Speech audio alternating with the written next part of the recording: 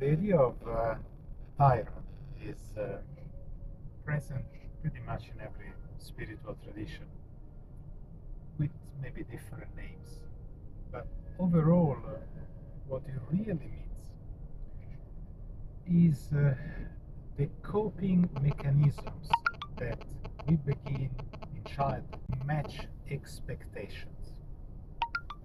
These coping mechanisms result in a behavior. That behavior, if practiced, if repeated enough times, become an identity trait. An identity trait which is used enough become part of our personality.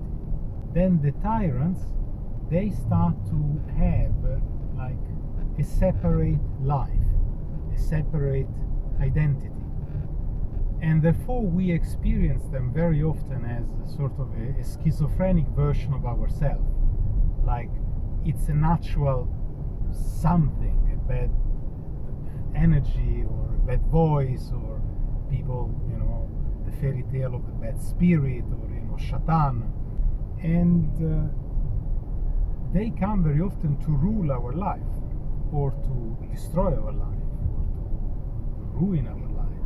But when these coping mechanisms, they become automatic, they start to take a life on their own, then they become tyrant. There is, every time that there is a stressor, this entity that is to a certain extent not really us, take over and start to behave, to think, to feel, to act in a certain way.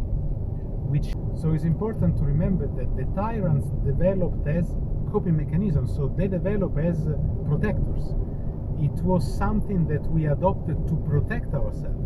So they start as allies, but then in this sort of process of becoming, they become our enemy, they become our tyrants. They take our life, our joy.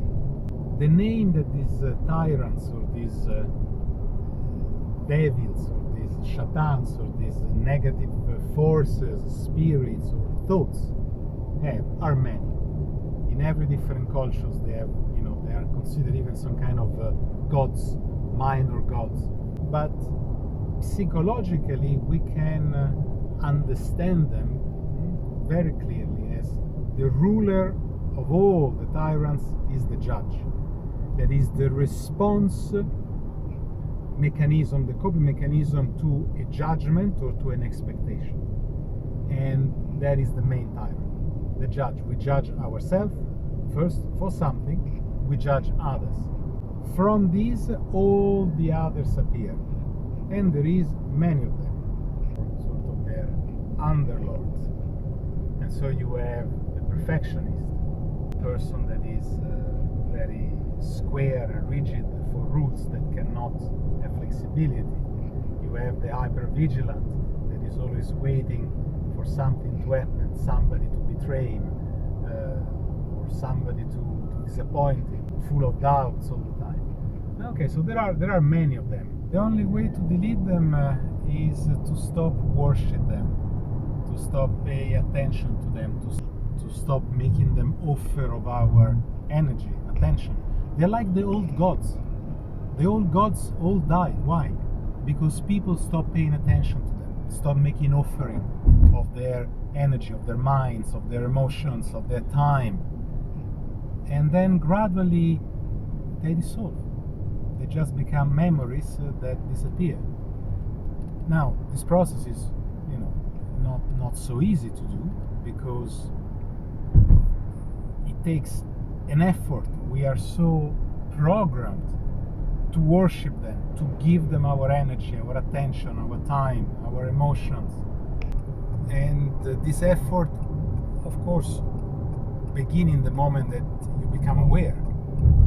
When a trigger, something triggers the tyrant, and the tyrant becomes active, and you become the tyrant. So first becoming aware, and then is a constant process of cutting the automated behavioral pattern that make you engage them. A process of awareness that if you have a teacher close to you, and the teacher sometimes can be your partner, not necessarily, you know, some guru or your friend.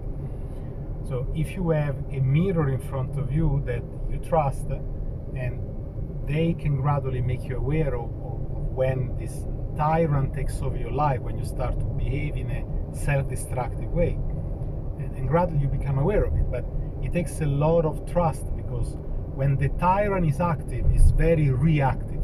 So whenever someone show him, the tyrant react with anger, no, you know, like this.